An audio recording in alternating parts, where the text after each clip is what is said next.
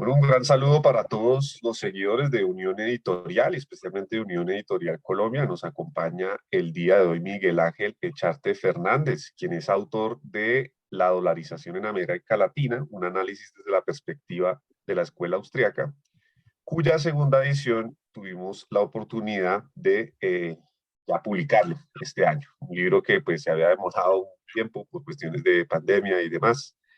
Y bueno, pues Miguel Ángel, un gusto poder publicar la segunda edición de este libro y pues bienvenido. El placer es mío, Gilberto. Muchas gracias por la acogida y sobre todo por la oportunidad de publicar una segunda edición del libro en la región, que al final pues el libro va dirigido sobre todo bueno, el público en general, pero evidentemente puede que interese más en América Latina. Así es. Bueno, Miguel Ángel Echarte es director y administrador de empresas, doctor en economía, fue por un buen tiempo docente en Ecuador, donde pudo conocer de primera mano la experiencia de dolarización que se ha dado en este país, y actualmente es profesor de la Universidad Católica de Ávila. Entiendo, esta investigación surge como parte de tu investigación, ¿cierto?, en la Universidad Rey Juan Carlos, bajo la dirección de Huerta de Soto, y que en líneas generales busca hacer también una reflexión sobre la importancia de un dinero sano, ¿cierto? Hay una aproximación a sano desde lo que ha sido el dólar, ¿cierto? Y las economías que han acogido el dólar como su moneda, pero bueno, igual estamos hablando de que es un dinero fiat, ¿no? Un dinero fiduciario y pues también tiene sus limitaciones de entrada. Cuéntanos un poco cómo es el diálogo con esta tesis de la dolarización, entiendo yo también con base a la tesis que tiene Huerta de Soto de por qué el euro es como una especie de second best, ¿no? Como dentro de lo que hay, pues es de lo mejor y pues el dólar puede replicar un poco esta, esta tendencia, sobre todo para países de América Latina, que son los que se han dolarizado. Bueno, pues efectivamente, Gilberto, el interés en el tema surge a raíz de vivir en Ecuador y de conocer la experiencia de la dolarización en Ecuador. Yo estuve allí entre 2012 y 2018, pero evidentemente la comparación que intentaba hacer con un artículo del profesor Jesús Huerta de Soto. Yo había estado interesado antes en la escuela austriaca, antes que la dolarización, sobre todo a raíz de la crisis de 2008, que afectó mucho a Europa y a Occidente, a Estados Unidos. Empecé a investigar pues, a Mises, Hayek, y en España la principal referencia a Huerta de Soto. Y él tiene un artículo, porque luego en 2012 hubo una crisis de deuda en Europa que afectó mucho a España, la prima de riesgo subió mucho, y él tiene un artículo defendiendo el euro, en el contexto de España había abandonado su política monetaria con la adopción del euro, y qué hubiera pasado si esa misma crisis pues, nos hubiera tenido España autonomía de política monetaria. La respuesta de los políticos habría sido muy difícil en los años 90 devaluar la peseta en varias ocasiones, ¿no? Y eso no se pudo hacer y de forma tímida, es cierto, no es un esquema perfecto, tampoco la dolarización lo es, pero sí que se hicieron ciertas reformas que en otro contexto no se habrían producido, ¿no? Entonces el euro fue como un poco, en ese sentido, algo que nos aisló o nos protegió, mejor dicho, de haber sufrido una crisis inflacionaria, ¿no? Y bueno, pues un poco yo lo que trataba de hacer era adaptarlo al caso de Ecuador. Me di cuenta que muchos liberales, bueno, la mayor parte, pues defendían la dolarización de Ecuador en el sentido de que era un mejor sistema monetario que el que se tenía con el Sucre, sin ser un sistema perfecto, evidentemente. Y desde la escuela austriaca siempre se ha criticado la política monetaria de los bancos centrales y en este caso de la Reserva Federal, ¿no? Eso por supuesto, y en el libro trato de indicarlo. Hay un primer capítulo de introducción donde se habla de los sistemas monetarios, el patronoro, etcétera. Pero bueno, en términos relativos, como second best, como decías, pues sí, la dolarización ha sido muy beneficiosa para Ecuador. Hay más debate sobre el caso de El Salvador, si quieres luego entramos. En Panamá, pues desde su independencia es el sistema monetario y por tanto no se cuestiona, pero la adaptación, la segunda edición, yo creo que es interesante porque efectivamente ha habido muchos cambios, ¿no? La mayor parte del libro lo escribí en torno a 2016 y así, pero luego es verdad que ha habido, bueno, ahora lo estamos viendo, ¿no? Con la apreciación del dólar, el contexto inflacionario en el que nos encontramos, la subida de tipos de interés. En el caso de El Salvador, la adopción de Bitcoin, que también es interesante, ¿no? Que eso, claro, no estaba en la primera edición, ahora lo recojo, pero de forma resumida, porque, bueno, pues es un tema que está continuamente, hay noticias, ¿no?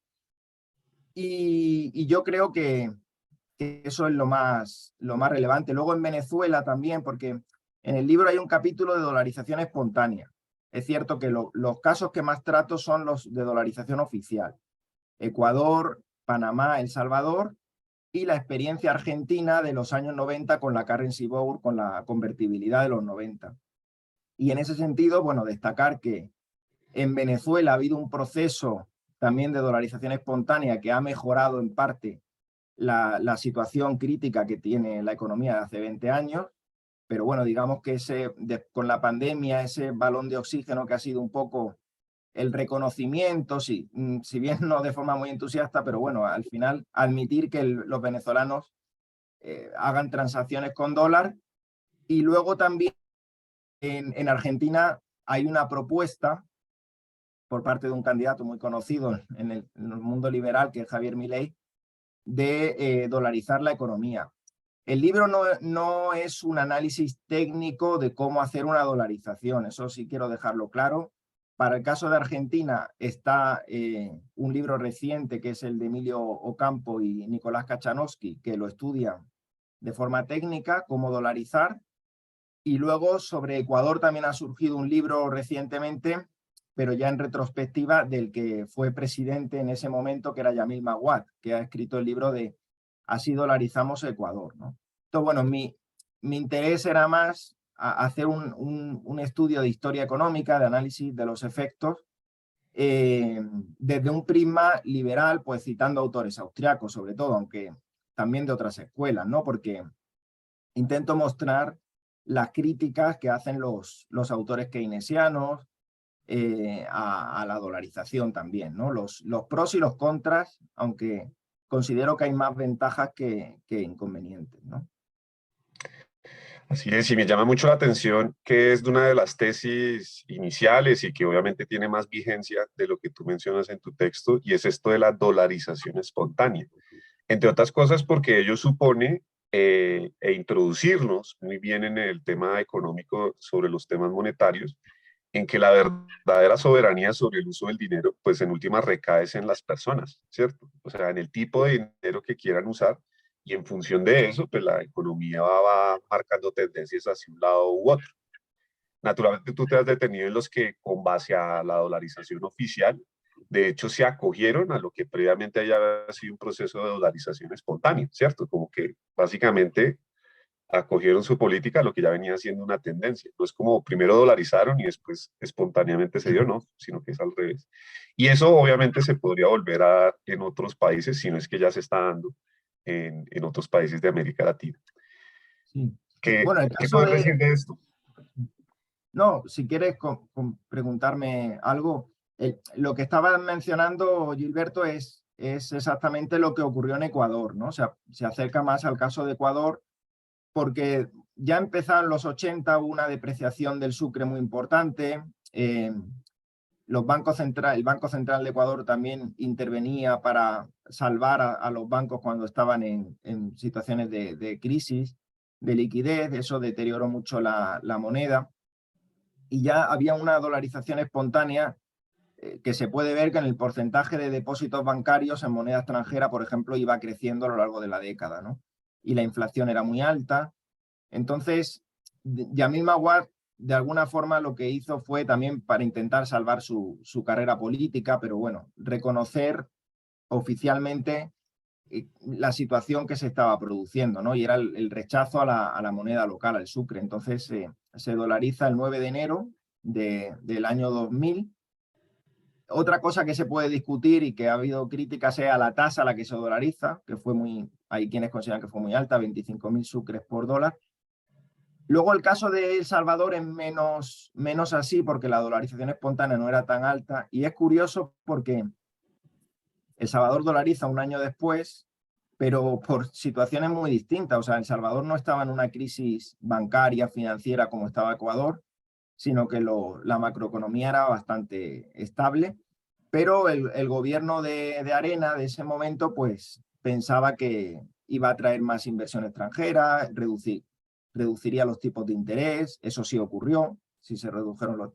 Ahí el ideólogo era Manuel Heinz, que era el ministro de Hacienda, y que tiene un libro también muy importante sobre dolarización espontánea en países en vías de desarrollo, etc. O sea que yo creo que sí, que se ajusta más al caso que de Ecuador, pero bueno, en todo caso, en el capítulo de dolarización espontánea, pues brevemente intento hablar de Colombia, de Venezuela, de Costa Rica, que también es una economía bimonetaria, del caso de Cuba también, bueno, pero en menor medida también lo trato, sí. Es interesante porque, digamos, no hay economía de América Latina que no esté expuesta de alguna u otra manera al dólar, ¿cierto?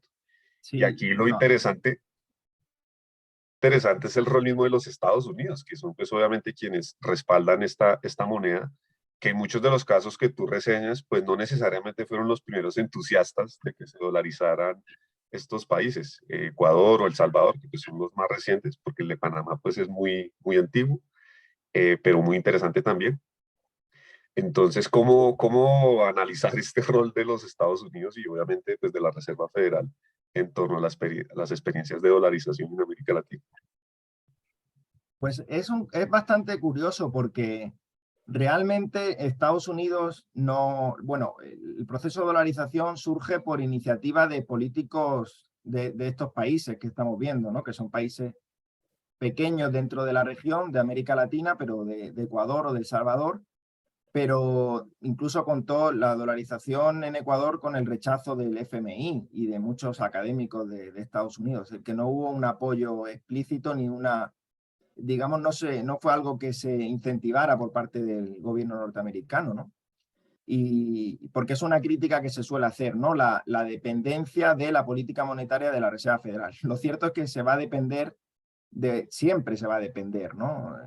Ahora, por ejemplo, lo estamos viendo, leía sobre Colombia, creo que ha sufrido la segunda mayor depreciación en 20 años, ¿no? Creo Así que ya es. superó el límite de los 5.000, o sea que al final esta subida de tipos de interés, por ejemplo, que de la Reserva Federal está haciendo mucho daño a Colombia, a otros países. O en el caso de Colombia creo que se une también la incertidumbre con la reforma tributaria, lo que ha ocurrido con Ecopetrol, bueno, situaciones internas, pero al final se va a depender siempre de esa política monetaria y lo comparaba con el surgimiento de los bancos centrales en la región, que muchos vinieron, eso sí, apadrinados por Estados Unidos con la misión Kemmerer, por ejemplo, que eso Así fue es. en los años 20, pero bueno, en todo caso es curioso y yo no creo que sea una crítica válida porque la dolarización surge de un contexto que los propios políticos, por diferentes razones, en el caso de Ecuador y El Salvador, en Ecuador más agobiados por la crisis, en El Salvador sí fue una política pues más orientada al largo plazo, no por la coyuntura, pero bueno, surge de esos partidos, ¿no? Ya, ahora, si había vinculaciones con Estados Unidos, pues yo lo desconozco, pero vamos, por lo que he estudiado surge más de iniciativas locales, ¿no? Así que ese es el caso, ¿no? Miguel Ángel, y algo que me han comentado varias personas en torno a la experiencia también de Ecuador, ¿cierto? Que ha sido efectivamente una de las más estudiadas, y sobre todo por varias escuelas y perspectivas, es que de todas maneras la ventaja que han tenido con el dólar no la han podido aprovechar al máximo, por ejemplo, no solo frente a su sistema monetario, sino a su sistema bancario, que en eso da un gran ejemplo Panamá, que tiene un grado de integración mucho más flexible, amplio, que le permite aprovechar las ventajas de estar dolarizado y que en Ecuador pues ha tenido pues sus limitaciones. Creo que ese es un paso muy importante para entender cuáles pueden ser las ventajas o no de dolarizarse, ¿no? Hasta qué punto pues permite, por ejemplo, un sistema bancario mucho más libre y demás, ¿Qué nos podrías comentar de eso frente al caso ecuatoriano o los demás? Claro, a ver, hay que decir que la dolarización no es una panacea ni resuelve todos los problemas económicos, ¿no? La dolarización resuelve los problemas monetarios, pero luego hay que hacer otras reformas y los diferentes gobiernos pues no las han hecho íntegramente, ¿no? En el caso de Panamá, la dolarización funciona mejor porque, como has señalado, está integrada financieramente con el resto del mundo, ¿no? Hay una gran presencia de bancos internacionales, no hay banco central en Panamá, pero digamos que las casas matrices de los bancos internacionales pues suministran liquidez si hay alguna situación de problemas de liquidez. Y luego tampoco hay controles de capitales. A ver, en Ecuador existía un impuesto a la salida de visa, que no es un control de capitales exactamente, pero bueno, que funciona. En Argentina ha estado el cepo cambiario, ¿no? Como sabemos. Entonces, hay que hacer más reformas en el sistema bancario para atraer capital y también reformas en otros ámbitos, porque lo que ha ocurrido en muchos países, por ejemplo en El Salvador o en Ecuador, es que como los gobiernos no han tenido la posibilidad de recurrir a la emisión monetaria para financiar el déficit, el problema sigue siendo el déficit, ¿no? El déficit fiscal, pues han recurrido al endeudamiento público. En su momento, Ecuador muy vinculado a China y bueno, pues lo que pasó en los 90 en Argentina, que tampoco podían recurrir a la emisión monetaria por la ley de convertibilidad, pero se endeudaron mucho con el Fondo Monetario Internacional hasta que en 2001 les cortó la financiación y fue pues lo que ya sabemos, el corralito, luego el default y la salida de la convertibilidad y ahora vuelven a tener problemas de inflación muy alta, ¿no? O sea que al final, bueno, los gobiernos, si no atajan el problema del déficit, claro, la pregunta es cómo lograrlo, ¿no? Con límites Claro. constitucionales. Al final se requiere también de un consenso de la población, ¿no? De entender un poco esta situación de a dónde conduce. Pero sí, faltan por hacer muchas reformas y de hecho eh, hay países donde no ha crecido, por ejemplo El Salvador, hay que reconocer, pero claro, ¿eso se debe a la dolarización? Pues yo considero que no, yo creo que es por fenómenos reales que problemas graves que tiene el país, bueno, que son muy conocidos, de inseguridad, de falta de reformas en muchos ámbitos. Y bueno, ahora está esta cuestión de la ley Bitcoin y es una apuesta muy arriesgada, porque al final se crea un fideicomiso, un fondo público para Claro. que esa volatilidad que tiene la criptomoneda no afecte a la población, la asume el Estado, pero claro, todos sabemos lo que está ocurriendo con la valoración de muchas criptomonedas, que al final, aunque no sea culpa de Bitcoin, pero se ve arrastrada por lo que está pasando con los exchanges estos de FTX y demás, y bueno, pues le afecta, ¿no? Pero bueno, es una apuesta a ver en qué queda, ¿no? Que es exclusiva de El Salvador. Y, y bueno, y el tema de la banca libre me interesa con mucho detalle, pero sí que en algún momento quiero investigarlo más, porque en Colombia también hubo un periodo de banca libre, ¿no? En el siglo XIX. En Así Chile es. también hubo un periodo de banca libre.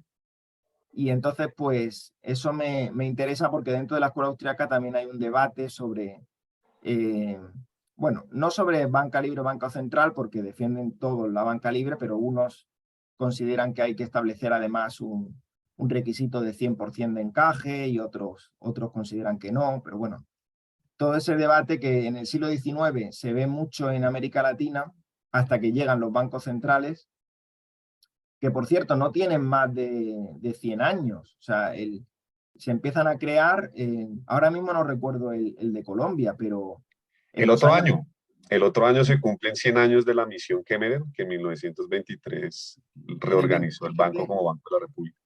el 23. En el 27 fue en Ecuador, porque la misión fue varios países, duró un tiempo, se llama así por Edwin Kemmerer, que era un profesor de Princeton, y bueno, en la Argentina fue posterior, del 35, pero quiero decir que todos son de esta época, ¿no? Así que sí. Una última cosa, Miguel Ángel, y es un poco para entender cómo se puede desatar todo este proceso, sobre todo obviamente en torno a los beneficios que tú reseñas de la dolarización en tu libro, y en la existencia desde el sistema bancario de los países de que se puedan abrir cuentas en dólares, ¿sí?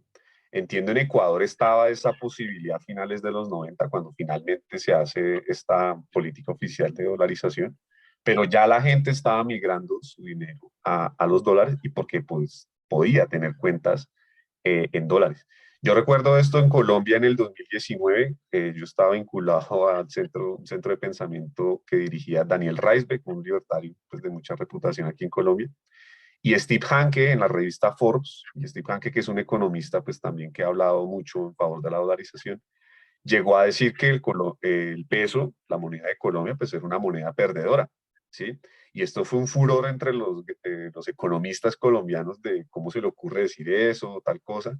Creo que es hoy más que vigente ese debate con lo que ha pasado y que tú ya mencionaste ahora frente a lo que ha pasado en Colombia con el peso, su devaluación frente al dólar y la importancia que muchos, por ejemplo, le podrían dar hoy en día a un sistema bancario que le permita abrir cuentas en dólares, porque pues obviamente esto es un refugio en caso de que se pueda agravar la situación. Bueno, ¿qué nos puedes decir un poco con los casos que tú has estudiado de que exista esta posibilidad de abrir cuentas en dólares, que era algo que decíamos nosotros y seguimos diciendo aquí en Colombia, pues debería poderse hacer? Bueno, a ver, yo entiendo que es un tema que puede herir sensibilidades nacionalistas el dolarizar oficialmente, o sea, sustituir una moneda por Claro, otra. Lo que me planteas es simplemente la posibilidad de abrir una cuenta en moneda extranjera. Yo creo que eso es muy positivo para la economía del país, para atraer inversiones, para salvaguardar los ahorros de los colombianos y no hay que verlo en ningún caso como un ataque a los símbolos patrios, no, tampoco incluso yendo más allá desde mi perspectiva, que yo no quiero entrar en el debate en Colombia porque no conozco la situación con profundidad. Hay países a los que tampoco, hay países que se han gestionado bien y no han dolarizado, también hay que decirlo. Perú hasta ahora, esperemos que siga siendo así. Chile han gestionado bien el sistema monetario, a pesar de no, y sin dolarizar. Pero en el caso de Ecuador no era así, y en muchos otros países tampoco, ¿no? Y eso la población local la que lo demanda, ¿no? El uso de una moneda extranjera cuando no confían en la suya. Yo viví varios años en Ecuador, había un gobierno de Rafael Correa, luego han llegado otros. En Ecuador, bueno, como ocurre en muchas naciones de América Latina, pues hay un sentimiento nacional importante que tiene su explicación, pero que es muy fuerte y no se ha perdido ni un ápice a pesar de, y la población está encantada con el dólar y son muy ecuatorianos, vamos, que no hay, yo no creo que se esté perdiendo ni se estén lo que haces es importar instituciones sólidas y en este caso es de Estados Unidos, bueno, pero en Europa adoptamos el euro, o sea que también renunciamos a nuestra política monetaria y yo no creo que haya un sentimiento de que la población haya dejado de ser más española, más francesa, más italiana, o sea que al final la soberanía individual es lo fundamental, ¿no? Y yo creo que eso no debe ser un perjuicio. Y por supuesto, pues si no tienen la posibilidad de ahorrar en una moneda extranjera y la tuya se está depreciando mucho, pues al final es que va a afectar a toda la economía, ¿no? A la hora de hacer importaciones, por ejemplo, pues supongo que muchas empresas ahora en Colombia estarán sufriendo claro. por esta situación, ¿no? Entonces, entiendo que es un debate político también, pero desde luego dar la posibilidad de adoptar una moneda extranjera. No tiene por qué ser el dólar, podría ser otra. O sea que tampoco es una cuestión de que tenga que ser necesariamente la moneda norteamericana. Lo que pasa es que es verdad que es la más estable dentro del contexto de las divisas fiduciarias, ¿no? Por ejemplo, en Argentina se ve muy bien. En Argentina no, de hecho, los gobiernos sucesivos, desde la época de Kirchner en adelante, pues han establecido controles de cambio, ¿no? El famoso cepo, y los argentinos siempre intentan ahorrar en dólares, ¿no? y son bien orgullosos de ser argentinos, sobre todo ahora, ¿no? Que han ganado. Sí, sí, lo usan con mucha frecuencia pues, en sus transacciones diarias, o sea, el cash, mejor dicho, el dólar. Es una experiencia fascinante. Pues Miguel Ángel, nosotros te agradecemos mucho desde Unión Editorial la posibilidad de tener este libro de nuevo en su segunda edición. Por supuesto, lo estaremos comentando a lo largo de lo que queda este año y por supuesto el siguiente, que por lo menos en Colombia va a ser muy útil para muchos debates sobre los temas monetarios, porque pues se han puesto de moda, ¿sí? Para bien de la editorial y pues obviamente para la dificultad de lo que es debatir estas cosas en países como el nuestro y los de América Latina, que son por supuesto a los que están dirigidos este tipo de textos especialmente. Agradecerte enormemente, por supuesto, seguir contando contigo para estos debates, para estos diálogos y pues nada, un gran saludo. Muchas gracias, Gilberto, y un saludo al pueblo colombiano y a todos los que nos estén escuchando. Muchas gracias.